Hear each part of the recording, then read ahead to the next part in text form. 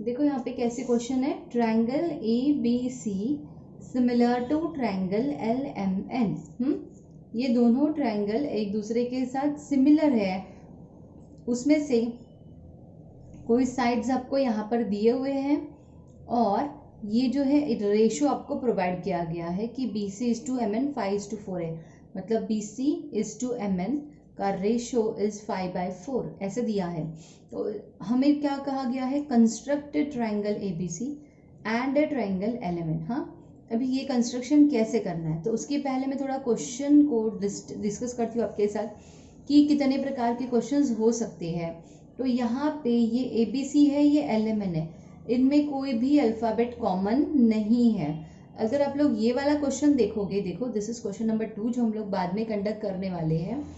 इसमें यहाँ पे they have written P Q R similar to L T R, तो P Q R and similar to L T R, तो R और R कैसे है, सेम है यहाँ पर, तो इसका प्रोसीजर इज डिफरेंट। हाँ, यहाँ पर A M T similar to A H E, देखो यहाँ पर A M T similar to A H E, तो यहाँ पर भी ये ए जो है वो कॉमन है, तो इसका प्रोसीजर डिफरेंट है।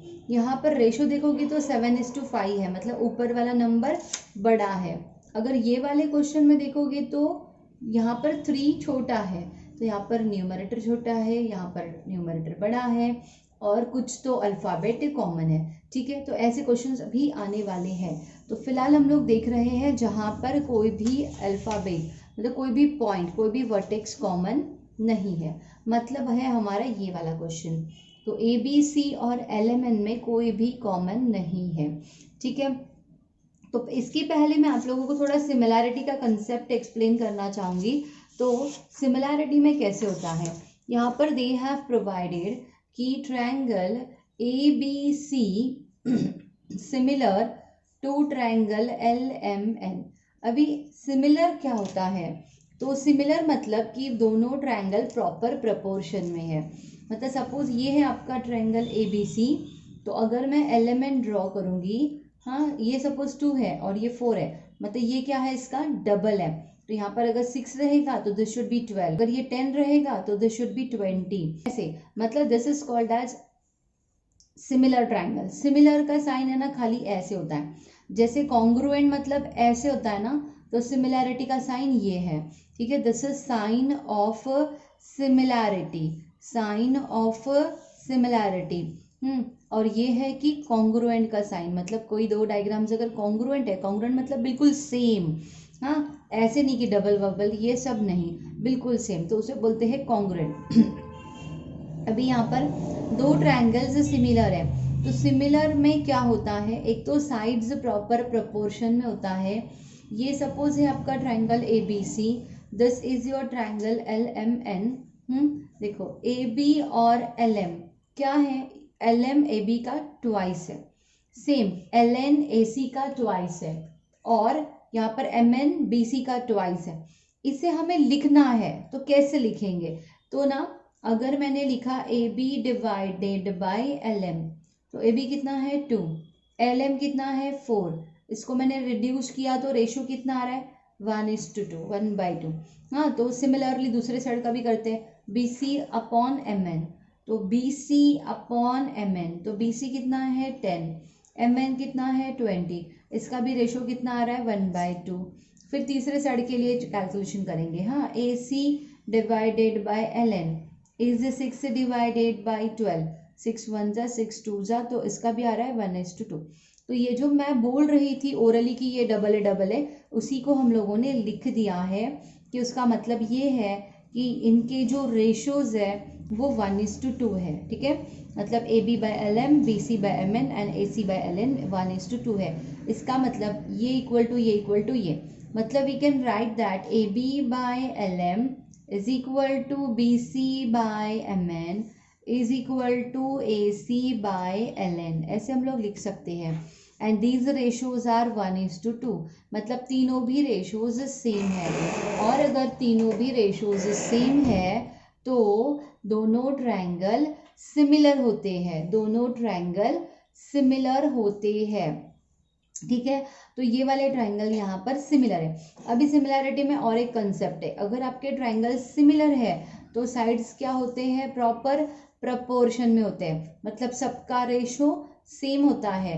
बट एंगल के बारे में बात करेंगे ना, तो एंगल्स बिल्कुल सेम होते हैं, इक्वल होते हैं, कॉन्ग्रुएंट होते हैं। मतलब ये वाला एंगल इक्वल्स विथ ये वाला एंगल, ये वाला एंगल इक्वल्स विथ ये वाला, और ये वाला एंगल इक्वल्स विथ ये वाला। एंगल बिल्कुल सेम होते हैं। फॉर एग्जांपल ये 30 डिग्री है तो ये भी 30 डिग्री रहेगा, ये 60 है तो ये भी 60 डिग्री रहेगा, अगर ये 90 है तो ये भी 90 डिग्री रहेगा। ऐसे एंगल्स बिल्कुल इक्वल होते हैं, साइड्स प्रॉपर प्रपोर्शन में होते हैं। अगर आपको दिया है ये कि these two triangles are similar, देखो अभी ये तो एक्सप्लेनेशन पार्ट था, ठीक है, बट अपने क्वेश्चन में हमें ना ये वाला दिया है कि triangle ABC similar to LMN, तो कौन सा साइड किसके साथ। यहाँ पे देखो मेजरमेंट पता था तो मुझे पता है कि ए बी के साथ एल एम लेना है, बट जब मुझे ये कुछ पता नहीं है, बस इतना ही दिया है मुझे कि these two triangles are similar, तो कौन सा साइड किसके साथ होता है। तो please see here very very important concept, ये पहला साइड यहाँ पे कौन सा बन रहा है, ए बी, तो यहाँ पर पहला साइड कौन सा बन रहा है, एल एम, तो A B by L M is equal to दूसरा साइड बन रहा है बी सी, और यहाँ पे बन रहा है एम एन, तो B C by M N is equal to, तो ये ए सी, यहाँ पर ये ए सी है तो यहाँ पर ये एल एन है, is equal to A C by L N.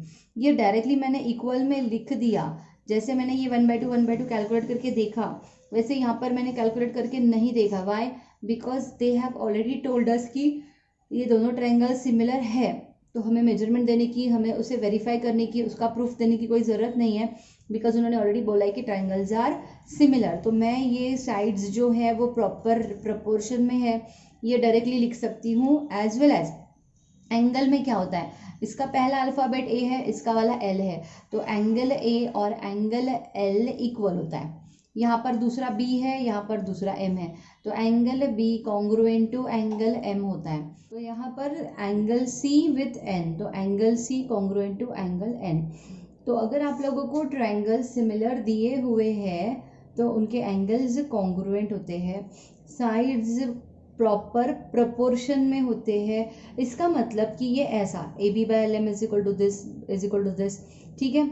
तो देखो अगर मैंने ये जोड़ी उठाया, इतना इतना यहाँ पर फोकस करो, अगर मैंने ये जोड़ी उठाया, यहाँ पर चार चीज़ें हैं, A B B C L M and M N, चार में से अगर तीन के वैल्यूज मुझे दिए हैं तो fourth one we can find, है ना, ये क्रॉस मल्टीप्लिकेशन से।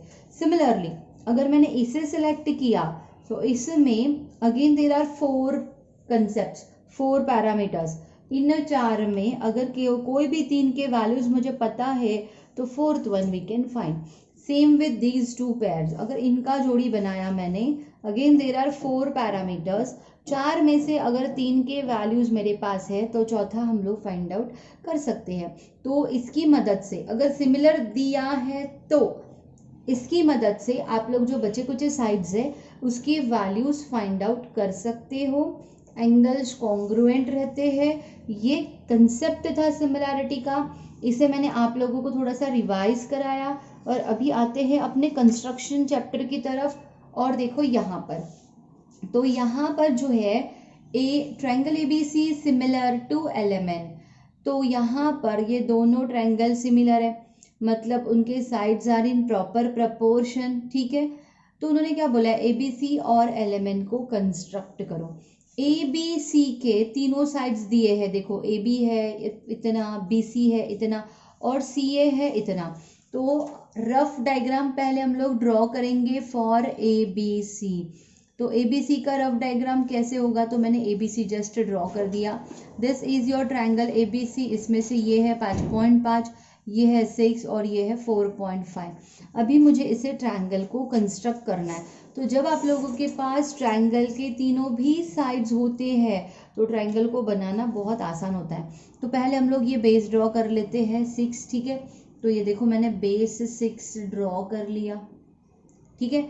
नेक्स्ट अभी ये वाला 4.5 है और बी ये 5.5 है। कैसे होता है, एक कंसेप्ट दिमाग में फिक्स करो, ये जो ए पॉइंट है, ये जो ए पॉइंट है, इस पॉइंट से 4.5 मीटर की दूरी पे है, सेंटीमीटर की, और बी पॉइंट से 5.5 की दूरी पे है, ठीक है।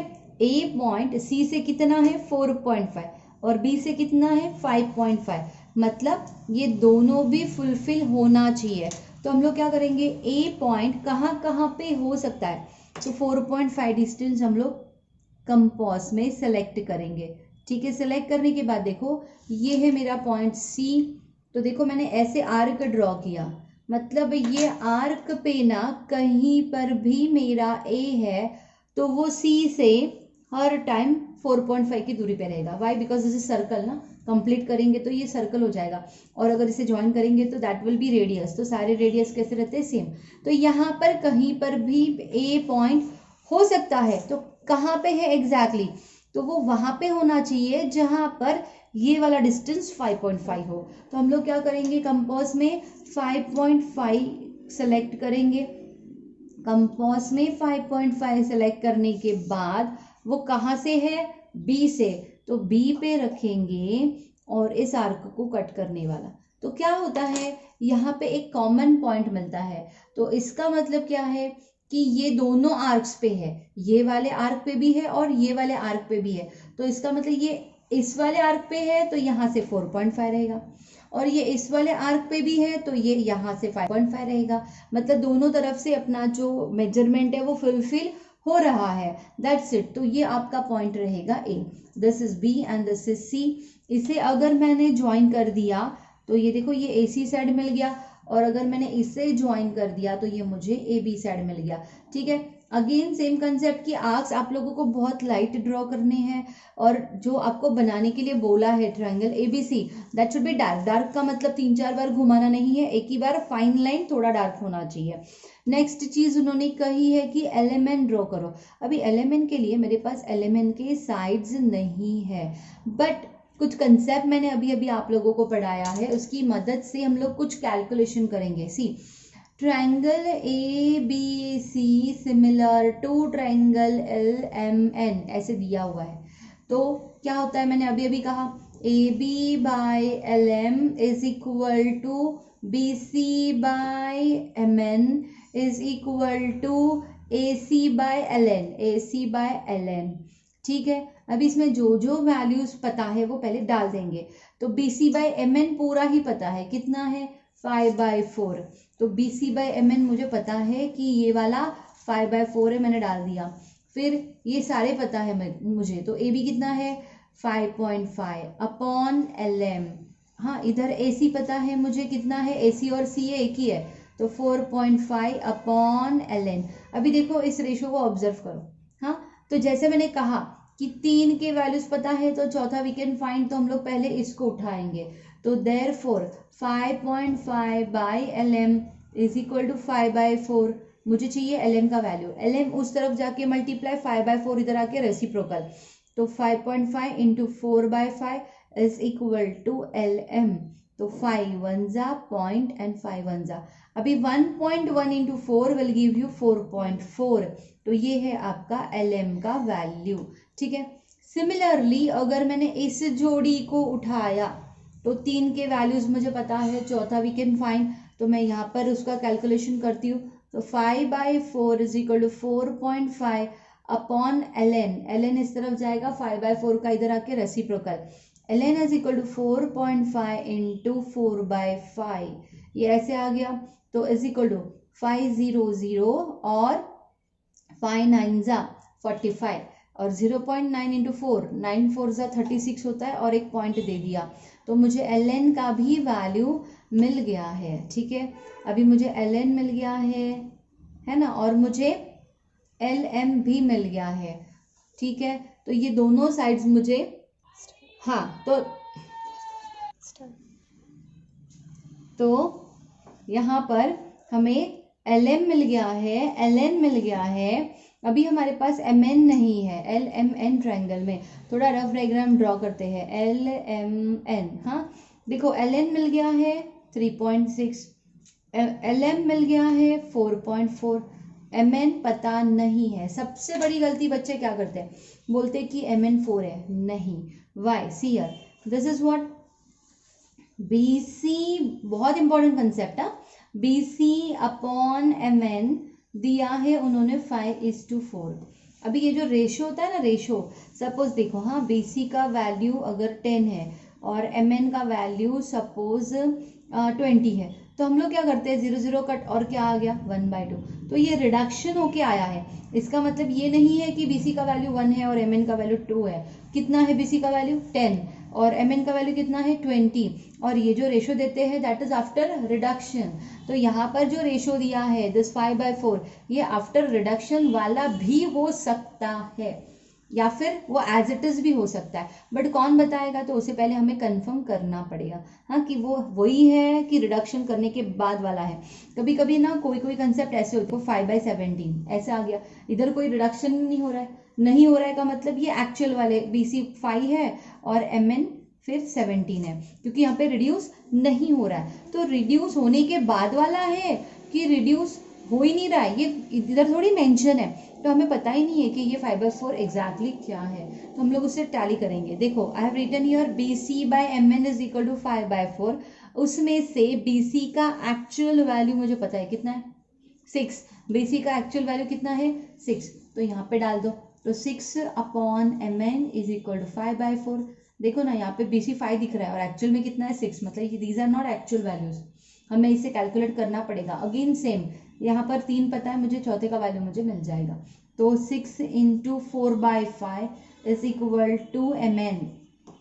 तो 6 4 जा 24/5 इज इक्वल टू MN, और इसको अगर डिवीजन करेंगे तो 5 4 जा 20, फिर 4 बचा, 5 8 जा तो 4.8। फिर हमें MN भी मिल गया है, ये देखो, तो ये भी मिल गया, तो ये मिल गया कितना 4.8। अभी ये रफ डायग्राम है अपना, तो रफ डायग्राम में तीनों साइड्स हमें मिल गए हैं। अगर तीनों साइड्स मिलते हैं तो ट्रायंगल कैसे बनाते हैं, उसी तरह से ये एलिमेंट बनाने का, बिकॉज तीनों साइड्स मुझे मिल गए हैं। तो बेस कितने का है 4.8, तो मैंने बेस बनाया 4.8 का। तो देखो ये 4.8 है मेरा बेस, बेस का नाम क्या है MN, तो दिस इज MN। अभी देखो L 3.6 और इधर से 4.4, तो हम लोग क्या करेंगे 3.6 कंपास में लेंगे, ठीक है, 3.6 कंपास में मैंने सेट कर दिया।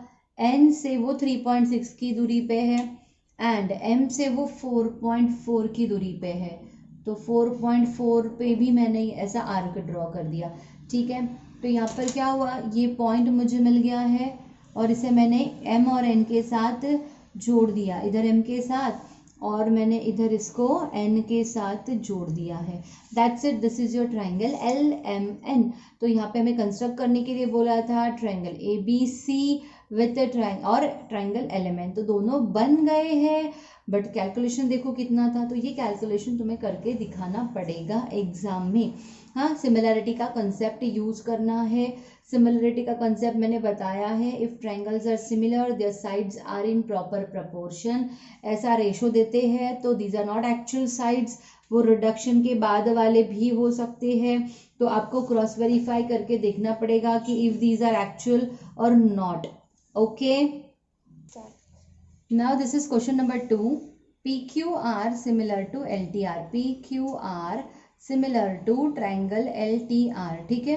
अभी ये दोनों ट्रायंगल सिमिलर है, बट इसमें देखो ये जो R पॉइंट है ना ये कॉमन है, मतलब आपका डायग्राम कैसे होगा, अगर आपका ये है PQR तो ये वाला LTR तो नहीं होगा, बिकॉज मैथ्स की बेसिक के अकॉर्डिंग, जो मैथ्स का कंसेप्ट है उसके अकॉर्डिंग R पॉइंट 2 बार आया है, बट ऐसे नहीं होता है, एक पॉइंट को एक ही नाम होता है, तो R 2 बार अलग अलग जगह पे ये पॉसिबल नहीं है।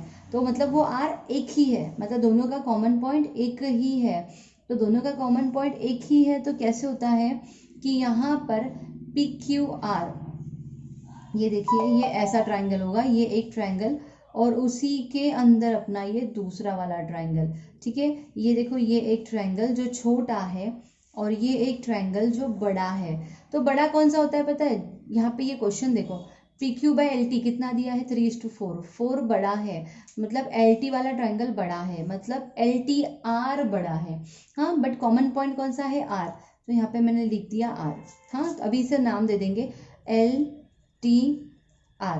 और अभी क्या बचा PQR, हाँ, अभी देखो कैसे करना है, तो अगर मैंने इसे LTR लिखा है ऐसे LTR, तो PQR को भी ऐसे ही जाना पड़ेगा, PQR। ऐसे जाओगे ना, इधर Q और इधर P, तो रॉन्ग हो जाएगा। बिकॉज ये देखो, LT के साथ कौन आना चाहिए, PQ, ठीक है। मतलब L के साथ कौन, P, L के साथ कौन, P, तो L के साथ यहाँ पे P, T के साथ कौन, Q, तो T के साथ यहाँ पे Q।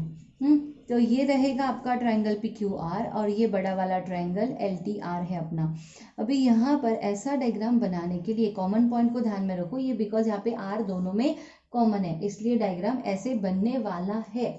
अभी यहाँ पर ये रेशो देने का मतलब क्या है, देखो, if these two triangles are similar, तो PQ upon LT is equal to QR upon TR is equal to PR upon LR, PR upon LR। इतना मैंने लिख दिया। इसमें से ना ये फर्स्ट रेशो हमें पता है कितना है, 3:4। तो इसका मतलब सारे ही रेशो 3:4 होंगे।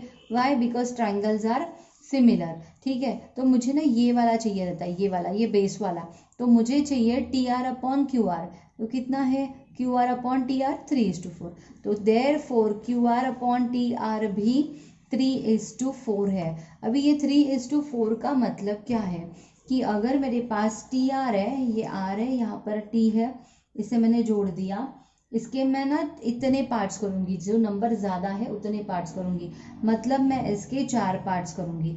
तो 4 पार्ट अगर TR है तो उसमें से 3 पार्ट QR है।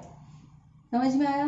4 पार्ट अगर TR है तो 3 पार्ट QR है। मतलब ये R है तो यहाँ पे कौन सा पॉइंट आएगा, Q। ये ऐसे तुम्हें उठाना है यहाँ पे, ठीक है। ये कंसेप्ट क्लियर है। 4 पार्ट अगर LT है तो ये 3 पार्ट PQ है। बट हमें LT और PQ इधर इधर आ रहा था ना, इधर LT और PQ, तो ये कंस्ट्रक्ट नहीं कर सकते, इसलिए उन्होंने जो रेशो दिया है वो छोड़ के मैंने कोई और को उठाया। किसे उठाना है, जो बेस में है, उस रेशो को आपको उठाना है। क्लियर है? इसके बाद और एक कंसेप्ट समझ लो, if two triangles are similar, उनके एंगल्स क्या होते हैं, कॉन्ग्रुएंट होते हैं। कॉन्ग्रुएंट होते हैं, बिल्कुल सेम। मतलब ये वाला एंगल और ये वाला एंगल कैसे रहने वाला है, सेम, कॉन्ग्रुएंट, ठीक है। अभी ये दोनों कंसेप्ट को दिमाग में डालो कि these two angles are congruent, और 4 पार्ट अगर TR है तो 3 पार्ट क्या रहने वाला है, QR। अभी हम इस ट्राइंगल को कंस्ट्रक्ट करेंगे। तो पहले ना आप लोगों को रफ डायग्राम बनाना पड़ता है। रफ डायग्राम बनाते समय आप लोगों को बहुत सोचना पड़ेगा, PQ ऊपर है, कम है, LT नीचे है, ज़्यादा है, मतलब LTR बड़ा है। तो पहले एक बड़ा वाला ट्राइंगल हम लोग निकाल लेंगे और उसी के अंदर एक छोटा ट्राइंगल आएगा। तो ये लाइन तो फिक्स रहता है। हाँ, अभी नाम कैसे देना है वो सोचो, कौन कॉमन है उसे यहाँ पर देने का रहता है, ठीक है। और बचा हुआ अभी LTR चाहिए। हाँ, तो LTR ऐसे जाओ, नहीं तो LTR ऐसे जाओ, कैसे भी जाओ, बट उसके अकॉर्डिंग आप लोगों को PQR देना पड़ेगा। अभी L के साथ कौन है, P, तो L के साथ इधर P दे दिया, और T के साथ कौन है, Q, तो मैंने यहाँ पे Q दे दिया, ठीक है। अभी PQ अपॉन LT वो लोगों ने दिया है 3:4। हाँ, देयरफॉर ये QR अपॉन TR भी कितना हो जाएगा, QR अपॉन TR भी हो जाएगा 3:4। सारे रेशियोज इक्वल, उसमें से ये एक मुझे चाहिए बेस वाला, इसलिए मैंने खाली वो बेस वाले को उठा दिया। मतलब 4 पार्ट अगर TR है तो उसमें से 3 पार्ट QR है, ठीक है। तो सबसे पहले हम लोग TR बनाएंगे। तो TR का वैल्यू उन लोगों ने दिया है, नहीं दिया है, ठीक है, बट उन्होंने ट्राइंगल PQR का मेजरमेंट दिया है। तो हम लोग क्या करेंगे, ट्राइंगल PQR बनाएंगे। तो ट्राइंगल PQR में ये देखो, PQ कितना है 4.2, QR कितना है 5.4 एंड PR कितना है 4.8, ठीक है। तो पहले बनाएंगे 5.4। तो 5.4 का मैंने लाइन सेगमेंट ड्रॉ कर लिया, उसका नाम है RQ। मुझे PQR का मेजरमेंट दिया है, इसलिए पहले हम लोग वो बना रहे हैं। फिर ये वाला कितना है 4.2 और ये वाला कितना है 4.8। तो जैसे पहले वाले ट्राइंगल्स बनाए हम लोगों ने, 4.2 कंपास में लेके Q पे रख के मैंने ऐसा एक आर्क बनाया। फिर ये वाला कितना है 4.8, तो 4.8 कंपास में लेके अब ये R पे रखेंगे और एक आर्क हम लोग कट करेंगे ऐसा। तो इससे ज्वाइन करेंगे तो that will be my point P। तो मुझे P पॉइंट मिल गया है, ठीक है। तो क्या गिवन है उसके ऊपर डिपेंड करता है कि ट्राइंगल कैसे आएगा, ठीक है। देखो यहाँ पे इसे मैंने ज्वाइन कर दिया, तो ये बन गया मेरा ट्राइंगल पी क्यू आर।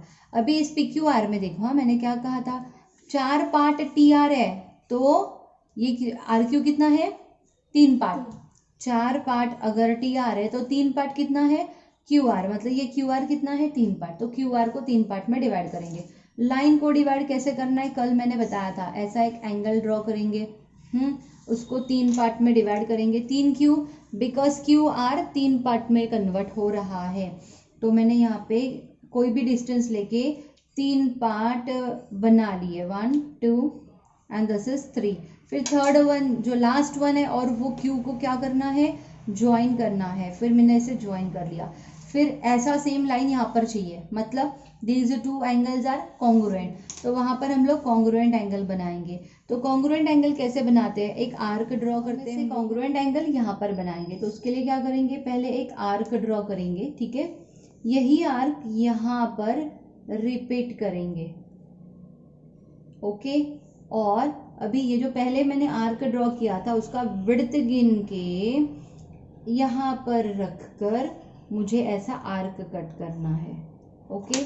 तो अभी इससे हम लोग ज्वाइन करेंगे,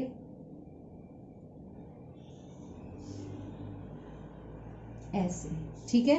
तो ये हो गया मेरा इक्वल पार्ट।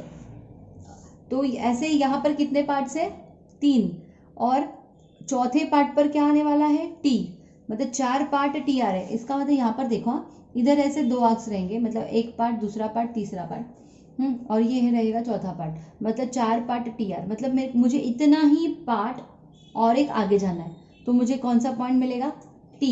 इधर साइड के बनाने की जरूरत नहीं है, इसे हमें कुछ लेना देना नहीं है, हमें टी चाहिए जो कि चौथे पार्ट पर है। तो ये अंदर के अंदर 3 पार्ट है, उसमें से एक पार्ट इतना होता है, तो वो मुझे मिल गया कि एक पार्ट का विड्थ इतना है, तो उतना ही डिस्टेंस हम लोग आगे ऐसे आर्क मारेंगे, ठीक है।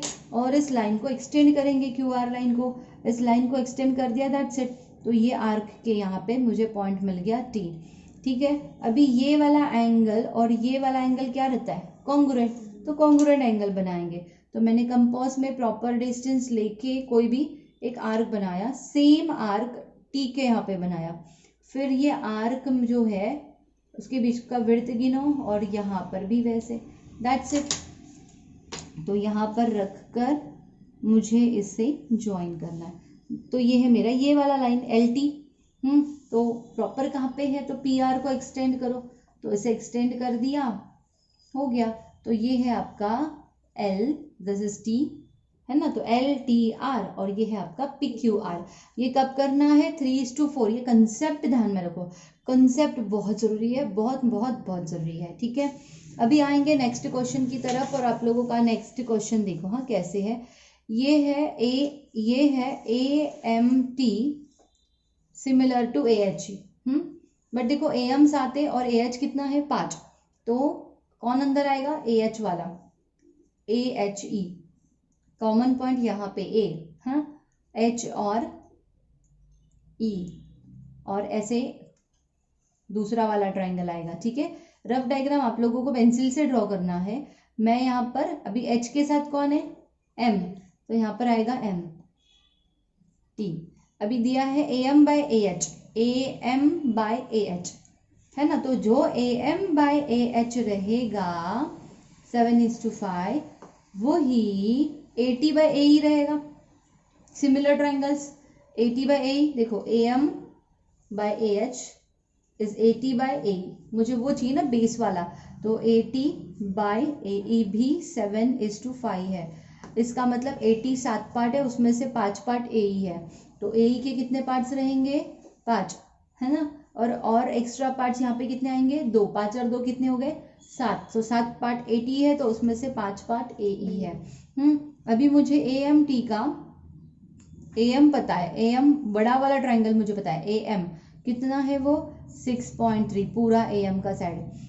टी ए एम ये वाला एंगल पता है 50 डिग्री, और पूरा 80 पता है मुझे, दिस 5.6, मतलब मुझे बड़ा वाला ट्राइंगल पता है, ठीक है। तो मैं पहले बड़ा वाला ट्राइंगल ड्रॉ कर लेती हूँ। तो बेस में कितना आएगा, 5.6 आएगा, ठीक है। बड़ा वाला ट्राइंगल मुझे दिया हुआ है, पहले क्वेश्चन में छोटा वाला दिया था, इस क्वेश्चन में बड़ा वाला दिया है। फिर यहाँ पर एंगल कितना है ये 50 डिग्री, तो यहाँ पर हम लोग ए के यहाँ पे 50 डिग्री वाला एंगल बनाएंगे। तो 50 डिग्री वाला एंगल तो मैंने इससे ज्वाइन कर दिया, तो this is your angle of 50 degree.